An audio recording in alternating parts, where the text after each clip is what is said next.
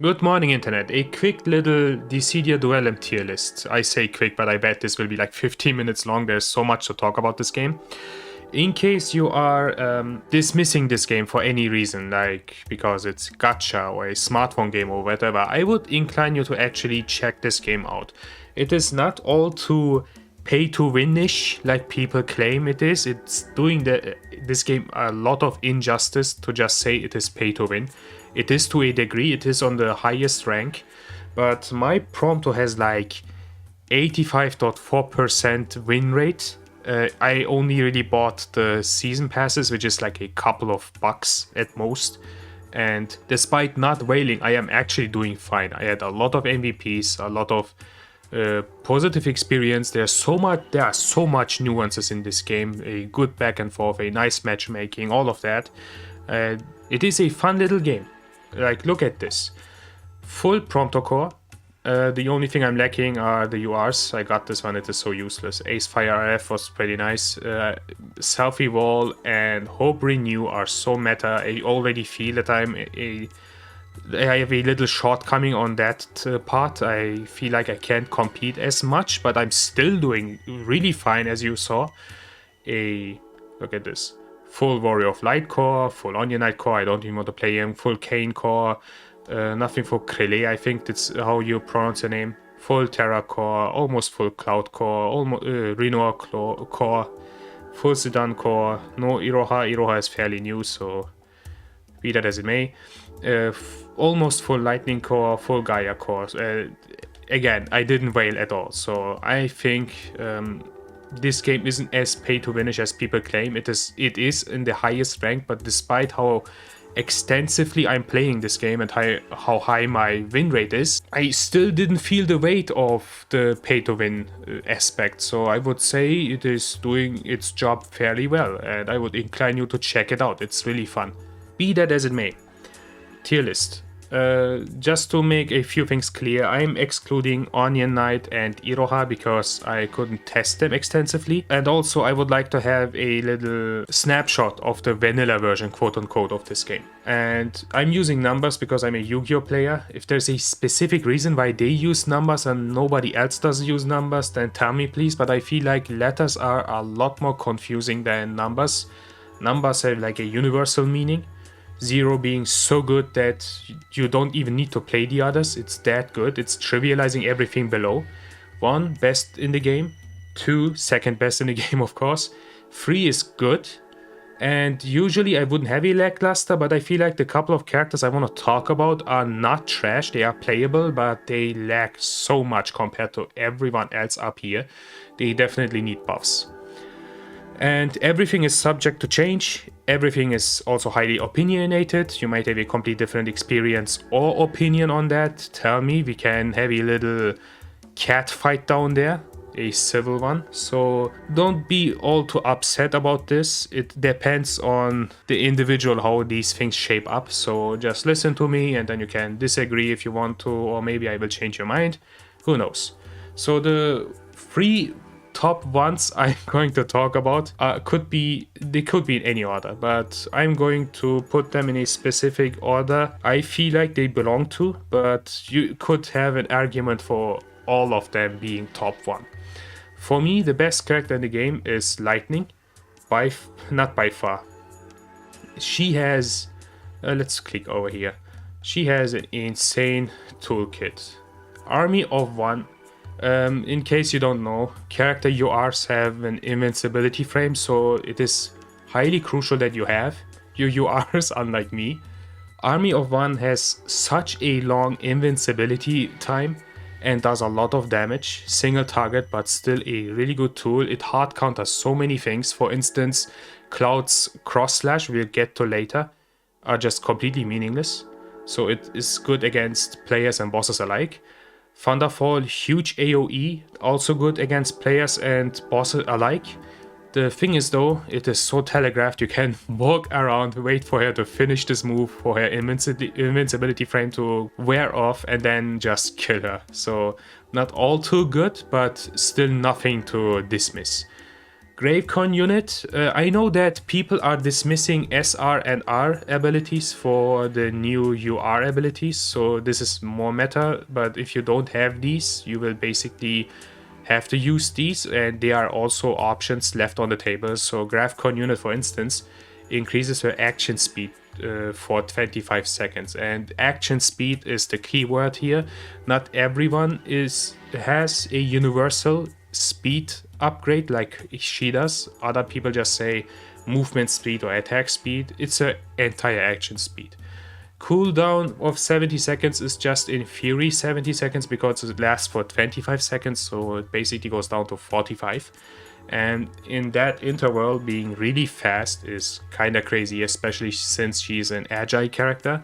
So that basically means she can just run away from you if it gets dicey. She can claim crystals that are many seconds away for other characters, and that in general just makes it really hard to approach and kill her. Blaze Rush, nothing special, but a good damage tool with a cooldown of 18 seconds means it will come up a lot. Okay, I just realized you can see my cursor, this should be fixed now. But yeah, this is my opinion on Lightning so far. In my opinion, the best character in the game, but there's also a good argument, for instance, for Cloud to be top 1. Cloud, where is he? This blonde twink. There we go. Omni Slash, best UR in the game. Maybe best UR in the game. There's a good case for this to be top 1. Single target, huge hitbox. Unfortunately, not all to AoE. Does a lot of damage on the boss, so you will just melt them away with the right combination. It is, however, it has a cooldown of 90 seconds. Lightning's best UR has 70 seconds, and it takes much longer to perform than any other move, which basically means Cloud will not be as active as other characters are, which in my opinion is a shortcoming that, for instance, catapults Lightning to top 1. With a cooldown of 90 seconds and this thing lasting so long basically means you will be inactive much longer than other characters. Cross Slash does a lot of damage and stuns for 5 seconds, which basically means if you're on the receiving end, you're basically incapacitated. Unless you can answer that with Army of One, which basically means you're not even dodging the whole damage, you're also dodging the stun. So that's a hard counter, which in my opinion makes Lightning a much better character, but still really good UR, one of the best probably on a one-on-one battle case. Its finishing touch, multi-hit, huge AoE, one of the best SRs in the game, does a lot of damage. If it doesn't kill every monster around the crystal, then it catapults them away, which is really annoying if they are not dead. So it basically means they are scrambled across the street and you have to chase them down. So be aware of the damage it actually does on the level you are. Otherwise, it's going to not net you any time. It's making you lose some time. But against other players, perfect. Launching them on top basically means you have a lot more time to dish out damage. Braver does good damage, leaps forward to jump someone, so good tool overall. His unique ability basically makes him approach others from afar and also launch them at the end, which also means you can dish out more damage that way. So Cloud in general is a really diverse and versatile character, absolutely strong, and most characters are just a weaker form of Cloud, so which basically means he belongs to top 2 at least. Now, are you guys ready for some hot take, dude? Are you ready for a hot take? I think Prompto also belongs to a top 3. There's also a good case for him to be top 1. So, hear me out, Cake. Listen to this. So, my main Prompto, why do I think he is one of the strongest characters in the game? So, Crack Shot. If it isn't Omni... Please? If it isn't Omni Slash, then Crack Shot is definitely the best UR in the game. It reduces the defense of the person on the receiving end by 50%, bosses and characters alike, dishes out damage on top, and Prompto has a passive ability where you doing extra damage if you're doing a Brave Chain. I think it's called Burst Chain. Burst Chain basically means you are attacking the boss at the same time as your party member does in Burst. which basically nets you extra damage. But then you're doubling and tripling it with Crack Shot and his passive ability, which basically means this combined with Omni Slash or Army of One or Thunderfall basically means you're going to melt that boss in seconds and just steal away wins out of nowhere. Really, really strong. People are sleeping on this guy, I am telling you. The only reason why they are dismissing him is because apparently his win rate is abysmal, but I personally think it's because A, nobody's playing him, and B, FF15 has such a huge stigma that nobody wants to see that guy. They all want to play the cool guy, not this silly guy. I love silly guys. And I am telling you, this guy is strong. Trigger happy, not as much of an AoE, but it is cone shape, basically means everything in front of you will be hit. It's doing so much damage in such a quick succession in 42 seconds cooldown intervals. It is so crazy.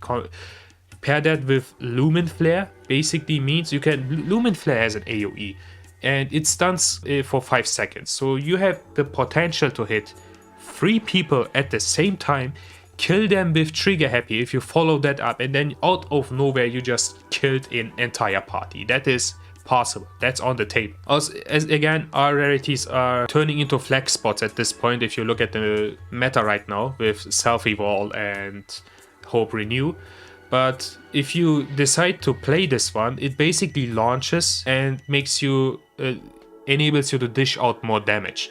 Prompto's unique ability is an SMG, doing a lot more damage per second than his usual rapid attack. The per hit does less damage, but I think you're doing much more damage per second, which basically is enabled by launching them in the air with something like Bazooka, and then you're killing also someone out of nowhere if this didn't already kill someone.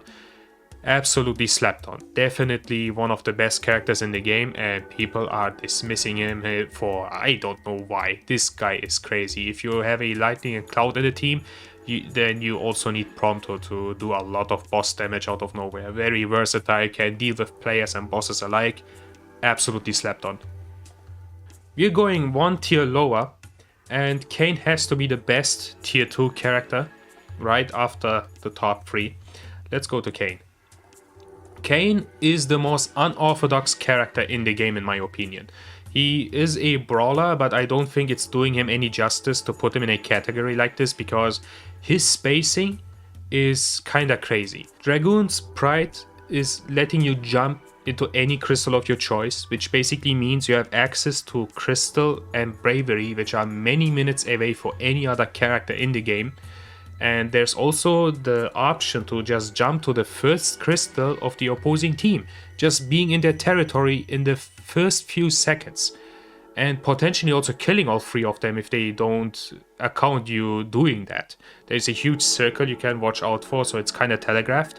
But there's very little you can do if you're in the middle of clearing a crystal. So if it doesn't kill them, you're also up on a 1 versus 3, so you have to consider that. But other than that, this is an insane tool. Nothing, very unlike every other ability in the game. Dragon Scourge does a little damage. It's not as good of a UR as those of the other characters. It also takes a lot of time to perform, but huge AoE, good damage. So in general, pretty nice. Vigilant makes him jump back and get a much needed attack boost, which allows you to then jump back with Spiral Blow, which makes him rush forward. You also have your unique ability to jump back, which can also function as a panic button, just like this one. So you can also get out of there if it gets dicey. Unless, of course, you're up against an agile character, then it's going to be a little troublesome. But in general, he also lacks a little bit of boss damage in my opinion. You can aim this at a boss too, so at the very least this is on the table. But I feel like he isn't doing as much as the others, which is why I'm putting him 1 tier lower. But he's also, I feel like, a specialist character. You really need to be good at what he's doing and understand him well to perform well. So if you are a top tier Kain player, you have probably a really huge IQ. You have probably 2 brains for the price of 1. So kudos to you. Strong character, but still very much of a specialist character. Next on the line, in my opinion, don't forget that, it's just my opinion, Rinoa. Really strong character. Where is she? Let's go to Rinoa. Where do we start, dude? Let's go with Angel Wing. You can stack this up to 3 times. She's getting attack boosts. On the 3rd stack, she's fully healing. Invincibility, by the way, because it's a character you are. Attack boost goes up to 58%.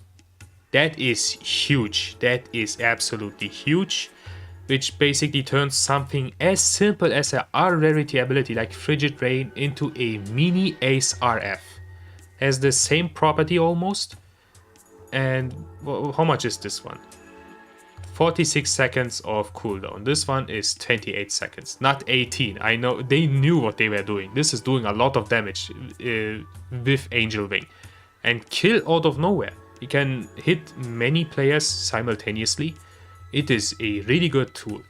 Aqua Burst is, in my opinion, just a weaker finishing touch. An AoE ability still. Also feels like it has less range.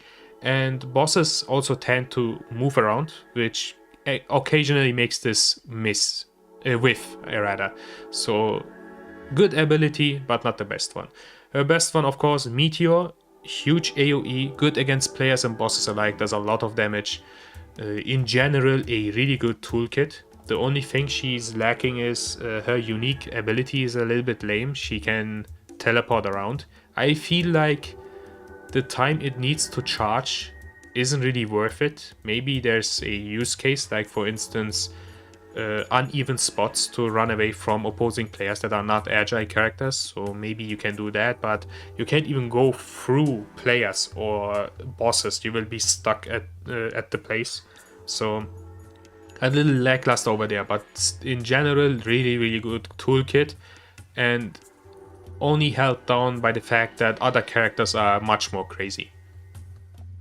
Next, in my opinion again, Warrior of Light, and I feel like he is the hard cut to the lower half of the cast. In my opinion, you know what?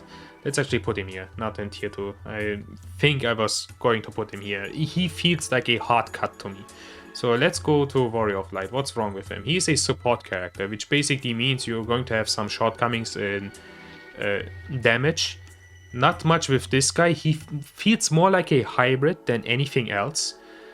This UR, Supreme Soul, is probably the weakest in the game. The weakest character you are in the game. It grants every player, team player, not the opposing player of course, just your team, shields that do extra damage, which in general is really subpar, to be really honest with you. Yeah, it lasts for 30 seconds, cooldown is 105, basically means it's 75 seconds, and you can throw this out without losing your burst, and you can do regular attacks. If your party member that is also in burst does ability attacks on the boss, you will trigger burst chains just by doing regular attacks, and somebody else has to do the math on that, if that's worth it, or if it's much better to just throw out some multi-attack abilities, which will do a lot more chain damage in succession. I personally don't know how the game calculates stuff like that. If it turns out to be worth it, then maybe yes, okay, it's doing good damage. But if it doesn't, and just throwing out other abilities is much more beneficial, then this seems very lackluster in my opinion. Ultimate Shield, in my opinion, is just a weaker army of one. Good damage, good reach, cooldown of 32 seconds is pretty good. But I feel like there are much better character URs in the game. Much needed damage for him, but nothing special. Shining Wave, good projectile, launches opponents, does good damage. Nothing to complain about this one. Shining Saber, probably the best R character ability in the game. Huge AoE, does good damage, 18 seconds of cooldown, can kill everything around the crystal for immediate bravery, so nothing to complain about that. His unique ability shields you and your colleagues from damage, which, is there any use case for that? I can't think of any. For maybe blocking boss damage, boss AoE attacks, but you know, you can also just run away, run to safety. So I don't know. Looking at the others, this feels very lackluster already. So we're not even at the bottom half, but this feels just okay. Nothing bad, but I feel like there are much better characters in the game. Terra might also be a really hot take, but I feel like personally she's just a weaker Rinoa. So where is she? Let's go to Terra. Trance enhances her movement speed. As I said, movement, not action, basically means she's just walking around faster, not attacking faster. Reduces cooldown by a lot, which would mean a lot if these abilities were crazy, but they are so power crept by others, I feel like. For instance, Riot Blade. Also a weaker army of one, much weaker than Ultimate Shield in my opinion even. So good range by the way, but not a lot of damage in my opinion. Meltdown is straight up a bad Ace RF, Ace Fire RF. I feel like Renoir's Frigid Rain is much better, especially if you pair it with Angel Wing, so this is nothing special. Graviga, I don't even know why it's called Graviga. It's basically magnet, draws everyone in one spot and then she's jumping back, basically setting up Meltdown and Riot Blade or her ranged attack. She's a ranged character, she's throwing out projectiles. Her unique ability, if you hold down the button, she's triggering a tornado, AoE tornado, which feels like a little useless to me. Maybe there's a great use case you can tell me about, but it's not killing everyone. It has the same problem as Finishing Touch does, like spreading everything across the board and you have to chase down the monsters if you didn't kill them. So, and it takes time to charge. Not all too good damage. I don't think it's worth it. In general, a really weak Renoir. It really feels like she's just a weaker Renoir. So which is why I would put her here. So another big hot take, I would say Krele. Do you even pronounce her name like that? I don't even know why they picked her. There are so many other great Final Fantasy V characters, but if you are a Krele fan, tell me. I am at the very least glad that you got your way and you have fun with her, but I don't know, it's not for me, Chief. And also, I feel like she's so lackluster. Also, so many people put her up in the higher ranks, and I don't understand why. Yes, playing against her can be really annoying, basically because it heals everyone across the board up to 300%, increases their attack, has a small healing package, has 0 damage though. This is the only way she can deal damage outside of rapid attacks, and this one only launches foes into air with a single attack, which is basically a get off me button if she's getting pestered by others. So there's no way for her to do a one-on-one fight, has very little boss damage, and just is support. Her unique ability is sharing bravery with everybody else. So this is all you need to know what the idea behind her style is. You are just support. You're supporting the other two characters, which basically means two big things. A, the other two people have to be fucking crazy to make this worthwhile. They have to dish out a lot of damage, they need to be able to engage other players and kill them effortlessly, otherwise this will all be in vain.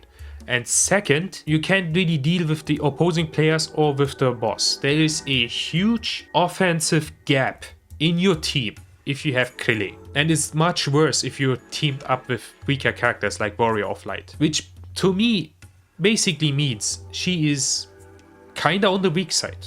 Maybe I'm wrong on that. Maybe she's absolutely crazy and there only needs to be one good person in the team to make this worthwhile, but I don't see it. There are so many other crazy characters doing much more stuff. For instance, like Prompto reducing the defense by 50% and upping damage with burst chains. And in comparison, someone like Krele is just very lackluster. So I don't see her in the top at all. Maybe I'm wrong, you can tell me about that, but I wouldn't really say she is worth it all too much. Not lackluster, I can see a good argument for her to be decent, but I don't see her in the top ranks, absolutely not. So, another huge hot take. Our goth girl Gaia, I feel like is very lackluster, and I know what you're thinking. You are probably surprised by seeing this because she is taking you apart, probably, with her slowing you down, the slow speed debuff. And she is a character I personally would call a scrub killer. And I'm not trying to offend you. She can be annoying, don't get me wrong. But there is one tiny little ability which entirely trivializes her. And it's this one. It's self-evolve. It is everywhere. Everyone's using this. It is absolutely meta, and look what it says. Nullify status ailment by 8 seconds, on top of reducing damage by 80%. That is huge, by the way. This thing makes me feel like I can't compete. The damage reduction is so huge, they are immune to everything, and it entirely trivializes Gaia because, oh, by the way, if you don't have this one, this ability is a budget option. Reducing it by 50% and also status ailment for 12 seconds, so it's much longer than self-evolve. But still, this is everywhere. Much better ability. Completely trivializes Gaia because her whole gimmick is slowing you down. Look at this. Spell in waiting. Greatly decreases the action speed of your foe. This one also the same effect, but also increases your action speed. But these things, this thing does 0 damage. This thing does 1 single AoE damage. She is lacking in damage. And her rapid attack is very slow. She's a unique ability where she is upgrading her attack speed to make up for it, but you have to charge it, which basically means you're going to waste time anyway. Her second UR ability is a time bomb that goes off in 8 seconds, dude. 8 seconds. Everyone has enough time to run away unless they are stuck with spell in waiting, which they shouldn't be because everyone has self-evolve, which basically means this is only really good against bosses. It's doing decent damage, but nothing special compared to the others. This one is a nice little AoE, not as much damage as, for instance, Finishing Touch or even Renoa's little AoE paired with Angel Wing, which, to me, she is very lackluster. You basically need to be vulnerable to her debuff to really lose against her. And there's no shame in that, because if you play this game for the first time, you don't know things like that. But one single ability, inherent universal ability, which everyone should access to, or a weaker version of it, completely trivializes the existence of this character. She is almost unplayable, so which in my opinion makes her very lackluster. I am sorry to say that, but I am also kind of glad that's the case, because she reminds me a lot of these stun decks and strategies in things like Yu-Gi-Oh! And other card games. So I feel like this is a type of character that shouldn't be all too strong, otherwise we're going to sit here complain about being stunned all the time. So I think that's also a deliberate choice, by the way, which to me feels like she's lackluster. So if you disagree with that, tell me, but in my opinion, it's not worth it. So, and this shouldn't be a hot take, everyone agrees to that. Zidane is by far the weakest character in the game. Let's go to Zidane. Oh man, Zidane. What did they do to you, man?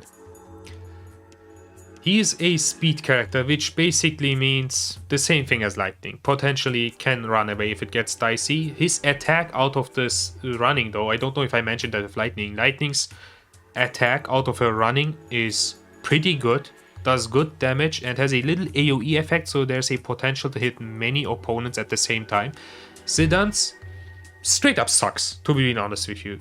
It dashes forward by a lot, which basically will make you realign in an awkward way, and you can't really position yourself all the way. You have to account for that, but at the same time you can't release it all too early because the opponents need to be within your vision, so you have to time this perfectly to make it work, which is something Lightning doesn't have to concern with at all, which basically means there's a huge shortcoming just by being an agile character, a much weaker agile character. This one has the same problem. Swift Strike feel like he's realigning himself in such an awkward way that it's not really worth it. Sleight of Hands only steals bravery. These other characters have so much damage. You're not even invincible, by the way. This is an SR. They are going to fuck you up, dude, for stealing just their bravery. This is so bad. Steals a lot of bravery, especially if you pair it with Trance, but this is so bad, man. Not even doing damage, which basically means there's another shortcoming for doing boss damage. Dude, they are going to fuck you up for stealing. This is not a good ability, in my opinion. Trance greatly increases attack. Man, have you seen the animation of this one? Long ass animation, dude. Long ass animation. For that little it does. Cooldown of 75 seconds. It's a UR that only boosts attack, which is another shortcoming against bosses for doing damage. So that is incredibly bad. Grand Lethal, on the other hand, is pretty good. Cone shaped, so it's not a huge AoE, but does a good damage, good hitbox, cooldown of 32 seconds, which is really, really good for something that dishes out this much damage. Problem is though, this is his best move, so... And also a straight up weaker version of Prompto's Happy Trigger, which just means he is lackluster in so many ways. There are so many shortcomings compared to other characters. I got his core first. The game gave me his core before it gave me anything else, which to me telegraphs that, oh, here is a full core from one character, check him out, maybe he is, you know, good, wink wink. And then you figure out he's weak, and the game intentionally gave you a weak character so you can shoot for better characters, which is just a silly little allegation, but I feel like it matches so well. This ain't it, Chief. He isn't good. So belongs here. Everyone agrees with that. It's not even a hot take. And that would be my tier list. You disagree? Okay, no problem, dude. We can talk about that, you know, without you punching me in the face.